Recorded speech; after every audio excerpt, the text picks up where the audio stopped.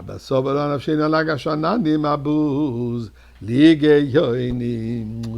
fait la prière pour tout le âme Israël à travers le monde, là où ils sont. Et nous donnons la tzedaka. S'il vous plaît, là où vous êtes, faites la même chose. Prière, chapitre 123, ou tous les chapitres de Télim, elles sont toutes bonnes. Comme il y a l'ancienne parole qui dit, il y a deux choses qui sont toujours bonnes. Bon. Un verre de thé et un bon chapitre de Télim. Mais il y a une condition, les deux doivent être chaudes.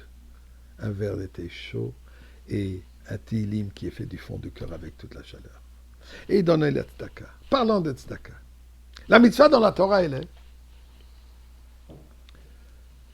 Maaser.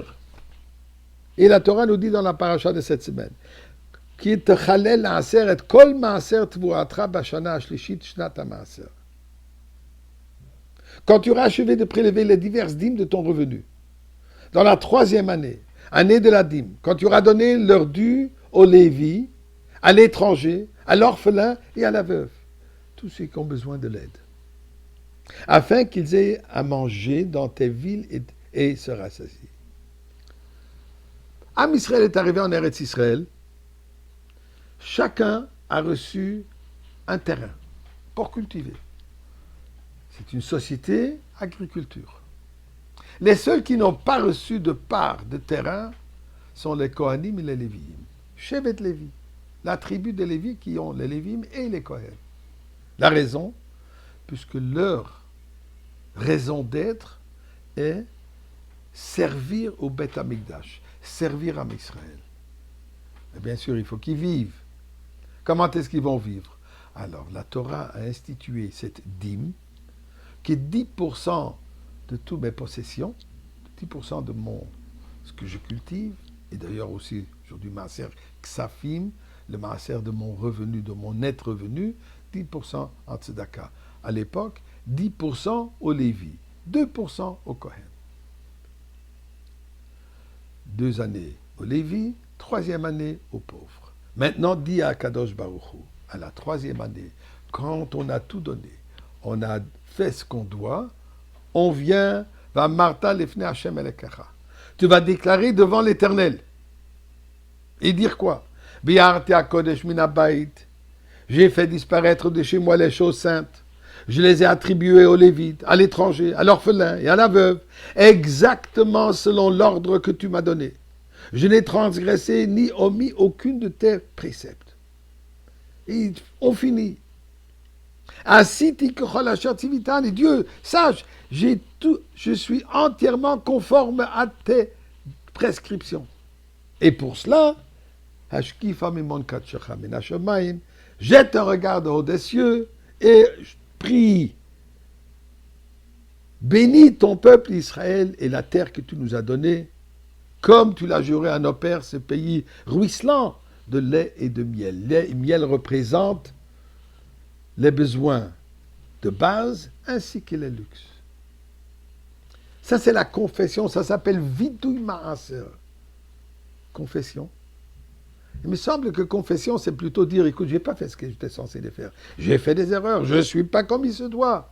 Et je confesse. Et je demande pardon. Ici, on vient devant Dieu, dit, Dieu, j'ai quelque chose à te confesser. Quoi? Je suis parfait. J'ai fait tout ce que tu demandes. Ça, c'est une confession. Eh bien, la Torah nous donne ici un message extrêmement important. D'abord, sachant qu'à tous les 3 ans, je vais devoir me présenter devant Dieu et dire clairement, j'ai fait ce que je dois, bien sûr, ça va m'encourager, ça va me rappeler de faire ce que je dois. Mais c'est plus que cela encore. Une personne, nous dit la Torah, doit connaître ses bons côtés comme ses mauvais côtés. Doit reconnaître ses accomplissements tels que ses défauts.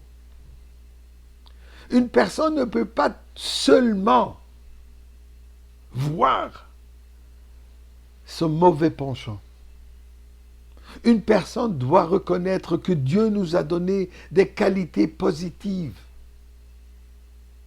que je dois utiliser et que j'utilise et que je réussis avec. Au point de le dire, de le proclamer. Pourquoi ceci m'encourage à faire mieux? Ceci développe en moi la positivité profonde que je possède. Puisque si chas v'shalom, une personne ne voit que la négativité, que les défauts, que les failles, alors on va finir par faillir. D'ailleurs, dans le monde des drogues, on sait qu'il faut toujours voir un pas en avant, pas le pas en arrière.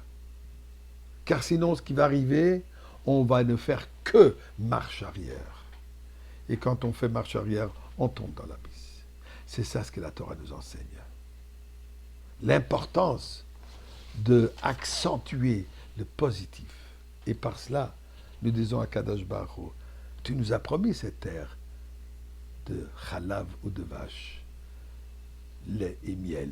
Nous, on veut tous y être aujourd'hui.